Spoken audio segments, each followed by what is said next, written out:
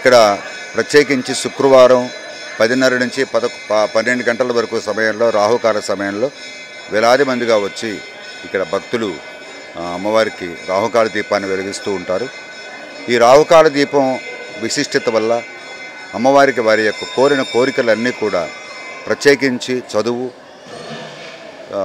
విద్య, సంతానము, ఆయుష్, ఆరోగ్యాలు ఇవన్నీ కూడా వారి కుటుంబంలో సమృద్ధిగా జరుగుతున్నాయి. కాబట్టి సుమారు ఒక 50 ఏళ్ల క్రితం ఒక 5 నుంచి 10 మందితో మొదలైన ఈ యొక్క రాహుకాల యొక్క పూజలు ఈరోజు కొన్ని వేలాది మంది అంటే రాష్ట్రం నలుమూలల నుంచి కూడా రాజరాజేశ్వరి అమ్మవారి దేవాలయానికి వచ్చి అక్కడ విశేషంగా రాహుకాల దీపాలు వెలిగించి తిరిగి మళ్ళా ఆ రోజు సాయంత్రానికో రాత్రికో మళ్ళీ వాళ్ళ యొక్క స్వగ్రామానికి చేరుకునే విధంగా అంత దూరం నుంచి వచ్చి ఇక్కడికి వచ్చి రాహుకాల దీపాలు వెలిగించడం ఇక్కడ అమ్మవారి యొక్క విశిష్టత.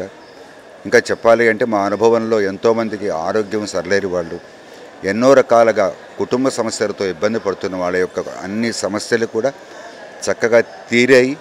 వారందరూ కూడా వచ్చి మాకొచ్చి నేరుగా వచ్చి చెప్పేవారు. కాబట్టి మేము కూడా మాకు తోచిన సలహాలు ఇచ్చి ఈ అమ్మవారి దగ్గర వాడికి ఏ పూజలు చేస్తే విశేషమైన ఫలితం వస్తుందని కూడా చెప్పేవారని.